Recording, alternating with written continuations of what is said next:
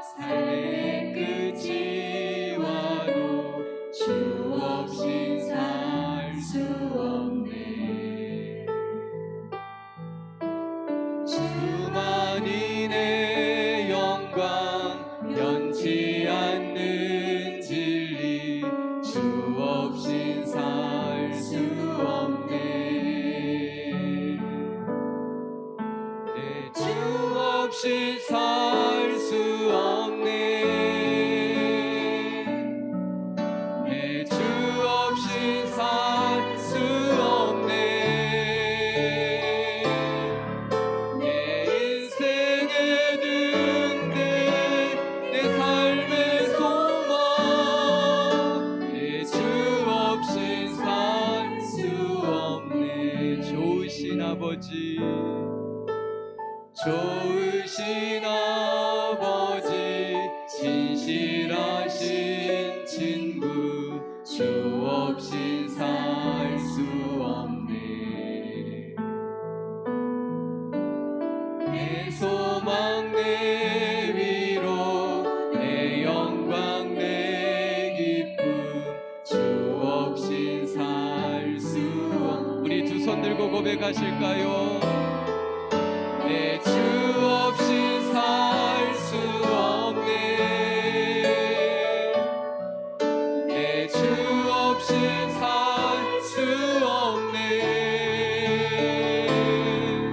내 인생의 등대 내 삶의 소망 내 주 없인 살 수 내 주 없인 살 수 없습니다.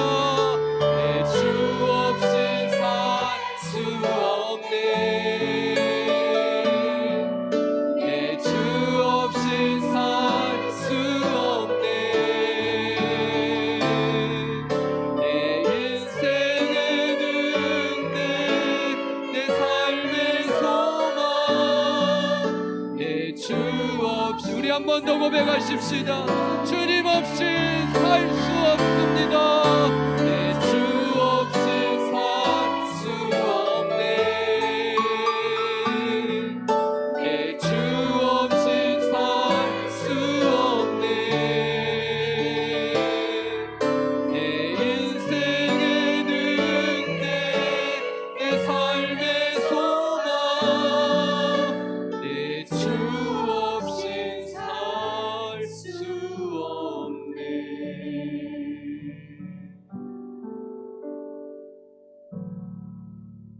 하나님 아버지, 저희는 목자 없인 아무것도 할 수 없는 양과 같은 존재입니다. 하나님 없이는, 우리 예수님 없이는, 우리 성령님 없이는 정말 안 되는 존재입니다. 우는 사자와 같이 으르렁거리며 덤벼드는 세상 한복판에서 오늘도 힘겹게 살아가는 연약한 존재입니다. 푸른 초장에서 맛있는 꿀을 먹고 싶고 실만한 물가에서 쉼도 갖고 싶은데 어디가 길인지 몰라 헤매는 무지한 존재입니다. 주여, 이 시간 간청하며 사모하오니 저희의 목자가 되어 주시옵소서. 주님만을 목자로 모시고 평생을 의지했던 다윗처럼 강야와 같은 세상에서 힘겹게 살아가고 있는 저희들에게 평생에 의지할 선한 목자가 되어 주시옵소서. 날마다 주님의 기르시는 양이 되어 평생을 두고 따라가겠사오니 밝히 알아들 수 있도록 이 시간 주님의 음성을 우리 모두에게 들려주시옵소서.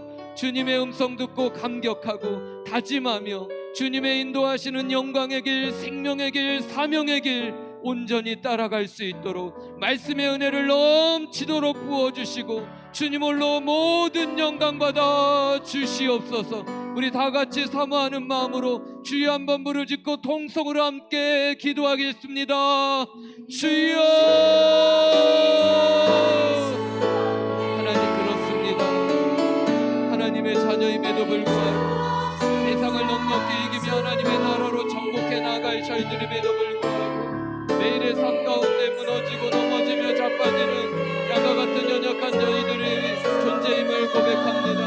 하나님 아버지, 그럼에도 불구하고 우리를 날마다 붙들어 여기까지 인도하신 하나님께서 오늘도 말씀과 성령으로 붙들어 주시고 주의 나라가 다 이루어지는 그날까지 사역하여 주시며 주님의 영광에 이르는 그날까지 함께 인도해 주실 줄 믿습니다.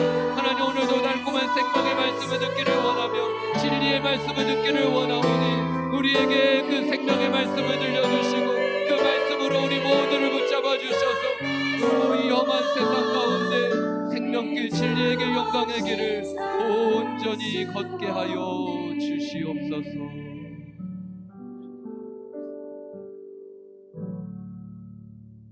살아계신 하나님, 세상은 다 변하고 또 여러 일들로 바뀌지만 그러나 우리가 주님을 향한 마음, 그 믿음, 이것은 바뀌거나 변화되지 않도록 인도하여 주시기를 원합니다.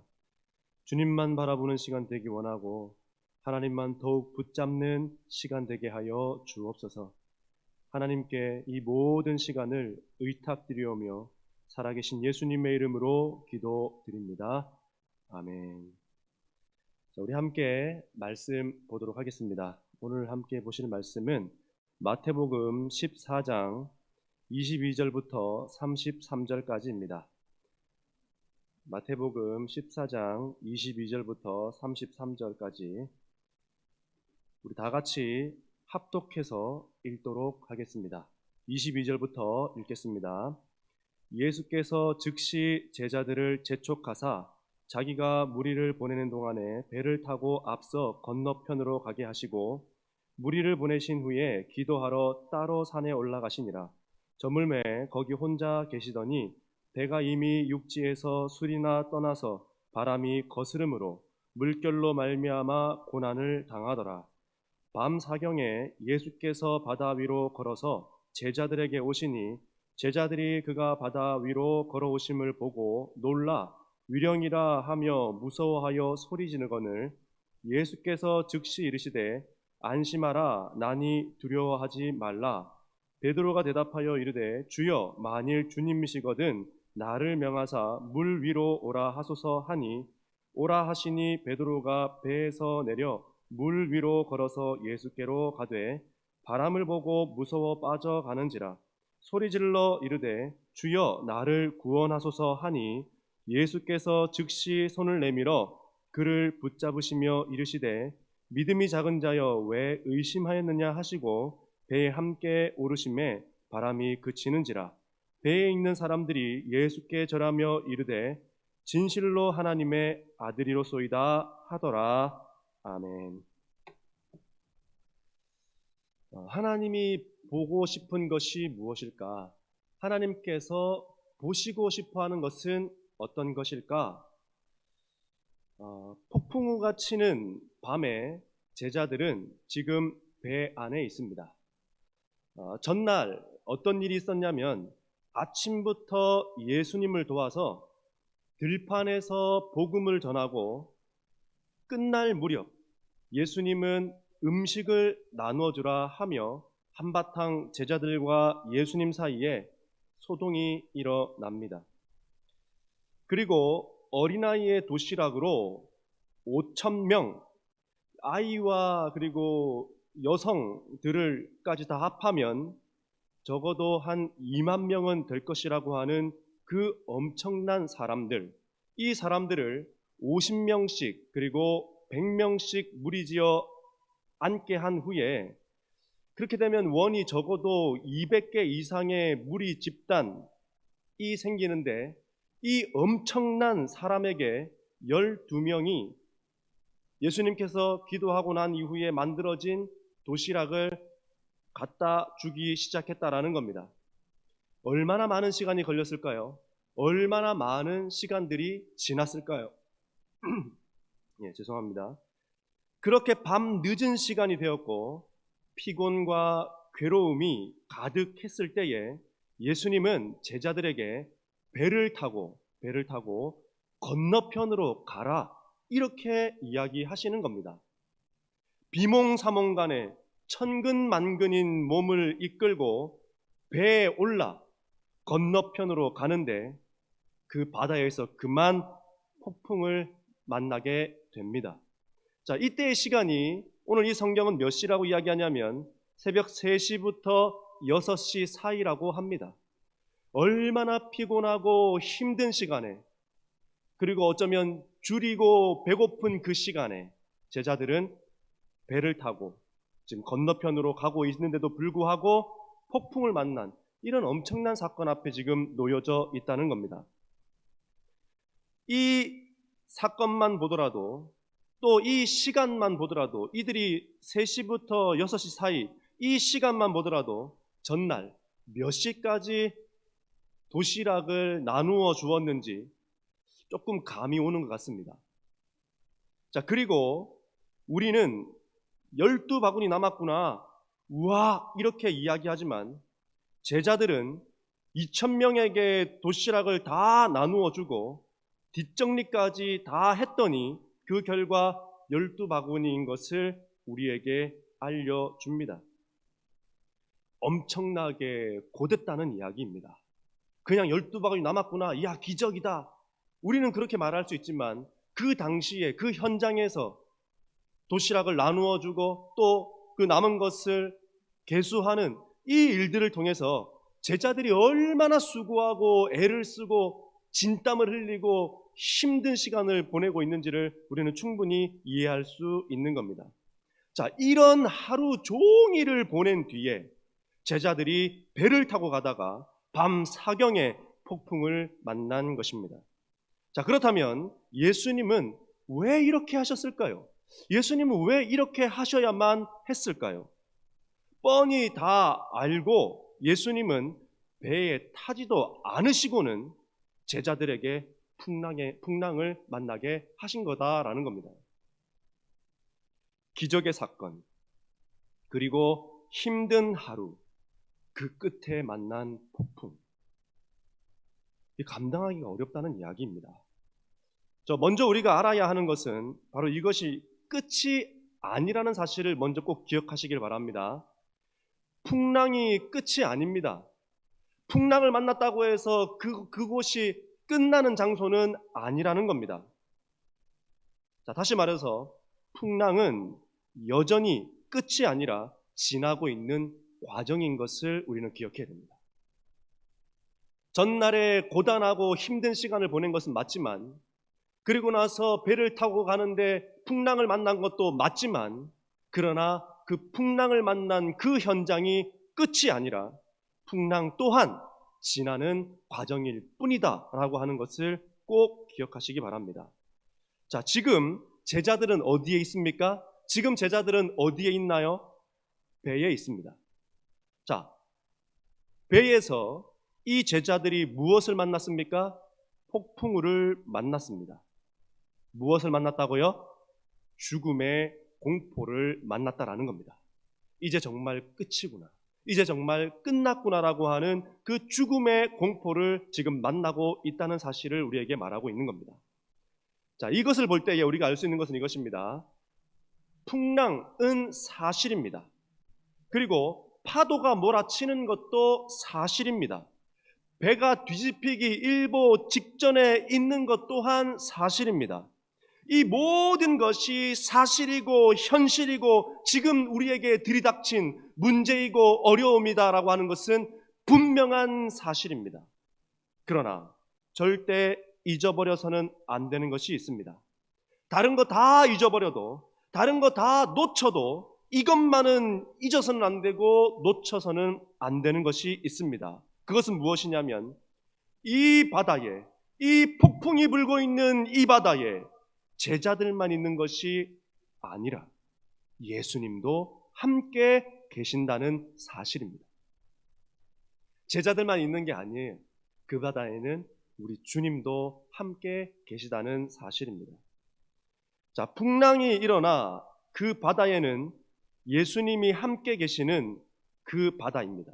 풍랑이 일어났지만 그 바다는 예수님이 함께 계시는 바다. 인생을 바다에 비유하지 않습니까? 또 세상을 바다에 비유하지 않습니까? 그 바다에 엄청난 바람이 휘몰아치고 파도가 배에 들이닥치고 또 내려친다 하더라도, 그래서 우리가 탄 이 배가, 나의 소중한 것들이 함께 있는 이 배가 뒤집어질 때에 나의 이 소중한 것들 또한 함께 뒤집어질까? 잘못될까? 전복될까? 위태해 보이는 것도 사실이지만 바다의 주인이신 예수님이 계심을 잊지 마시기 바랍니다. 바다의 주인은 우리 주님인 것입니다. 다시 말해서 우리의 삶의 주인은 주님이시다라고 하는 사실을 풍랑을 만난 이 사건을 통해서 우리에게 말해주고 있는 겁니다. 자, 청소년들에게 이런 말을 한 적이 있습니다.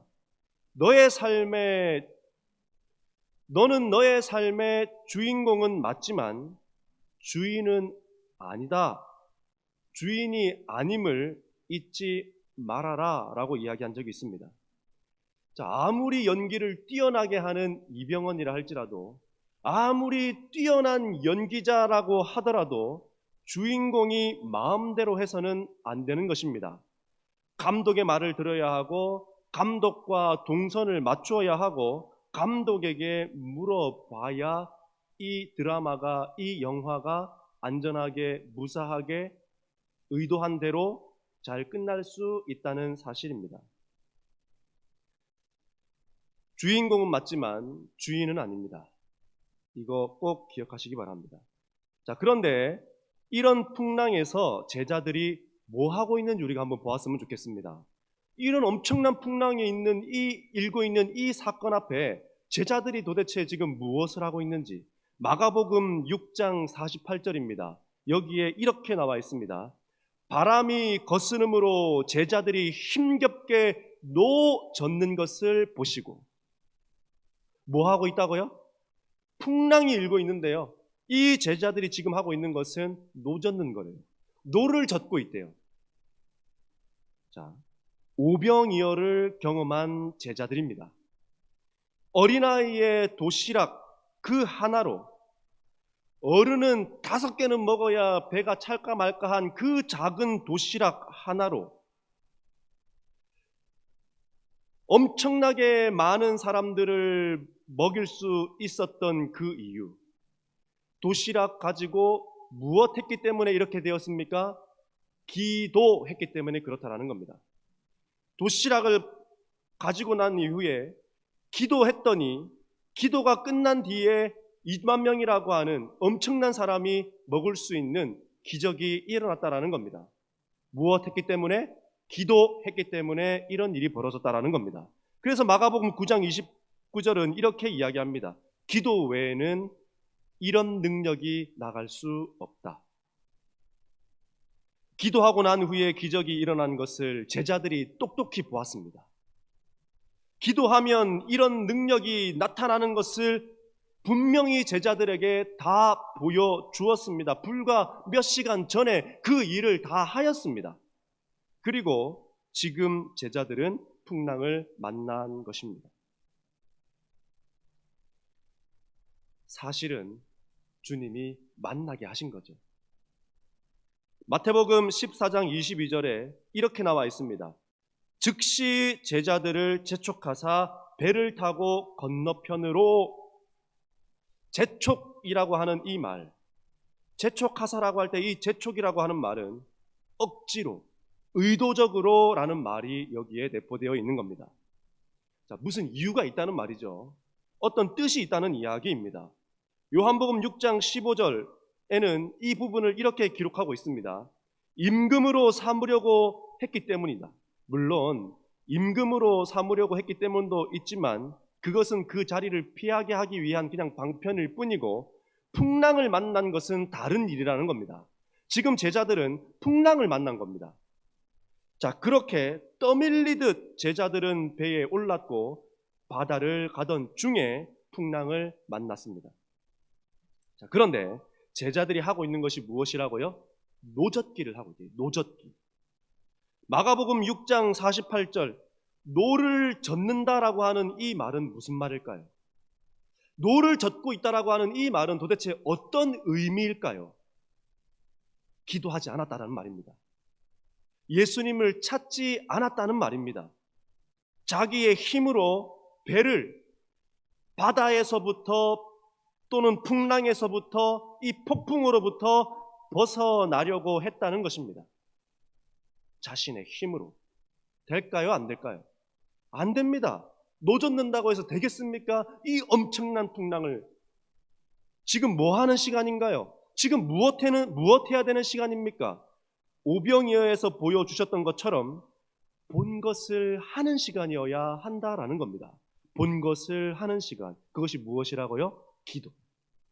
지금은 기도하는 시간입니다. 지금은 주님의 뜻을 구하는 시간이고 하나님을 또는 예수님을 찾아야 되는 시간이 바로 이 풍랑의 시간이라는 것을 우리에게 말씀해주고 있습니다. 자, 그런데 마가복음 6장 52절은 이 부분에 대해서 또 이렇게 이야기합니다. 이는 그들이 떡 떼시던 일을 깨닫지 못하고 도리어 둔하여졌음이로라. 떡 떼실 때에 기도했던, 떡 떼실 때에 하늘을 우러러 축사했던 그 기도의 비밀, 그 하나님의 뜻을 구하는 그 능력, 이것이 지금 둔하여졌, 잊어버렸다 라는 이야기를 하고 있는 겁니다. 이들의 큰 과오가 무엇입니까? 험악한 이 풍랑이라고 하는 환경을 극복하지 못하는 지혜와 힘이 없는 것이 아닙니다.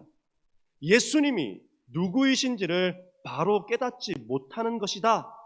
이게 문제라고 지금 성경은 우리에게 알려주고 있는 겁니다. 무엇이 문제라고요? 예수님이 누구인지, 예수님이 어떤 분인지를 지금 이들이 깨닫지 못하고 있는 것. 우리가 믿는 예수님이 누구이신지 아십니까? 저와 우리 성도님들이 믿고 있는 그 주님이 어떤 주님인지, 어떤 분인지 혹시 알고 계신가요? 우리가 예수님을 어떤 예수님으로 믿고 있냐라는 거예요. 자, 다시 본문으로 돌아가서 마태복음 14장 25절 밤 사경에, 사경은 몇 시입니까? 3시부터 6시 사이. 예수님은 내내 가만히 계셨습니다. 저 멀리서 어떻게 되나 내내 가만히 그것을 지켜보고 계시다가 그제서야 비로소 주님이 찾아오셨습니다. 몇 시에? 3시부터 6시 사이에. 자, 이 시간을 잘 기억해 보십시오. 3시부터 6시 사이. 자, 이 시간은 밤의 시간이 끝나는 시간이고 아침이 오는 시간입니다. 어둠이 물러가고 밝게 동이 트는 새날의 시간인 것을 우리에게 말해주고 있습니다. 새날의 시간이 오는 변환점, 바로 그 시간이 바로 사경입니다. 예수님은 새날의 시간에 오고 계십니다. 사경을 헤매고 있을 때에. 생각이 어두운, 혹시 우리가 생각이 어두운 사경에 있습니까? 마음이 캄캄한 사경에 빠져 있습니까? 우리가 지금 처해 있는 환경이 혹시 사경입니까? 그렇다면 주님은 우리를 기도의 자리로 부르고 계신 겁니다. 우리가 사경의 시간을 보내고 있다면 기도의 자리로 즉시 나가야 하는 것입니다. 본문은 이 사경에 우리가 배우고 보아야 하는 것이 있다라고 말씀합니다. 자, 31절이요. 믿음이 적은 자여 왜 의심하였느냐. 이 사경의 시간에 우리가 보고 배워야 하는 것. 믿음이 적은 자여 왜 의심하였느냐. 자, 오병이어로 몸이 피곤할 때, 정신이 하나도 없을 정도로 고단할 때에 주님은 왜 풍랑을 만나게 하셨을까? 31절을 통해서 우리에게 알려주십니다. 의심하지 않는 믿음을 주고 싶기 때문입니다. 자, 왜 의심하지 않는 믿음을 주고 싶으시냐? 그리고 이 의심하는 믿음, 의심하지 않는 믿음을 주고 싶은 그 목적은 바로 이것입니다. 우리의 믿음을 소멸시키는 것, 우리의 믿음을 잃어버리게 만드는 그것이 바로 다른 어떤 무엇이 아니라 의심이기 때문에 그렇습니다. 그래서 31절에 주님은 의심, 믿음이 적은 자여 왜 의심하였느냐라고 지금 말씀하고 있는 겁니다.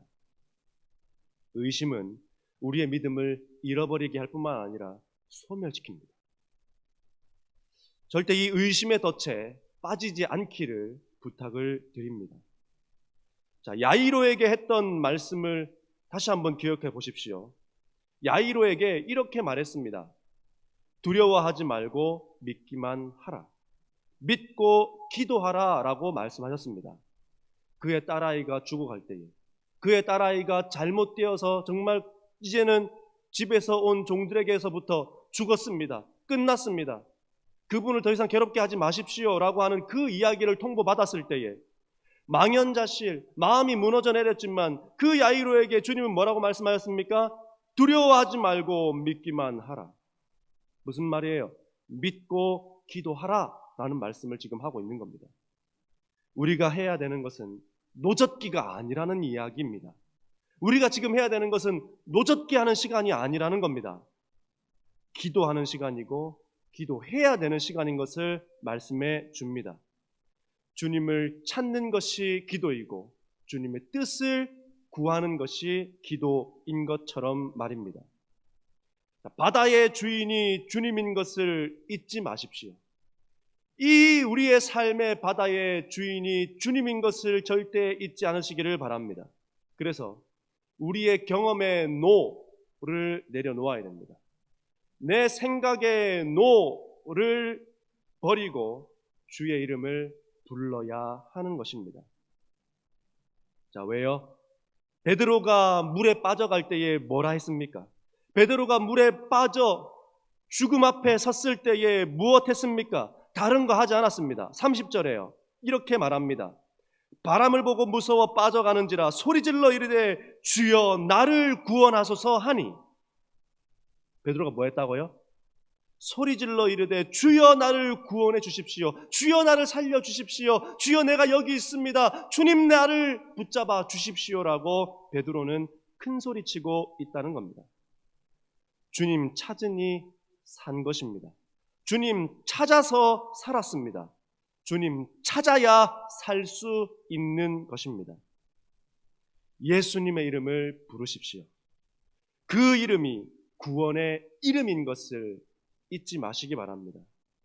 우리를 풍랑에서 건지실 이름이 바로 예수이며 우리로 하여금 소원의 항구로 인도하시는 이름이 바로 예수님이다라는 겁니다. 주님만 찾아야 삽니다. 자, 35절부터 36절을 좀 연이어서 읽어보겠습니다. 자, 함께 읽어볼게요. 35절부터 36절. 그곳 사람들이 예수이신 줄을 알고 그 근방에 두루 통치하여 모든 병든 자를 예수께 데려와서 다만 예수의 옷자락에라도 손을 대게 하시기를 간구하니 손을 대는 자는 다 나음을 얻으니라. 참 이 대조적인 모습이 나옵니다. 풍랑을 만난 제자들은 바다 위로 걸어오시는 예수님을 향해서 26절에 보고 놀라 유령이라 하며 소리를 질렀는데, 그런데 35절에 가서 보니까 그 건너편, 이 건너편에 있는 사람들은 예수이신 줄을 알고 어떻게 처신하고 있는지를 우리에게 아주 대조적으로 보여주고 있는 겁니다.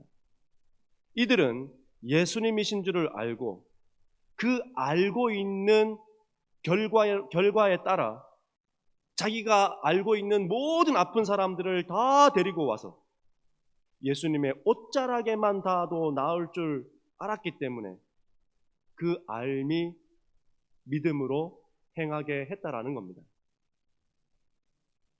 말씀 맺도록 하겠습니다.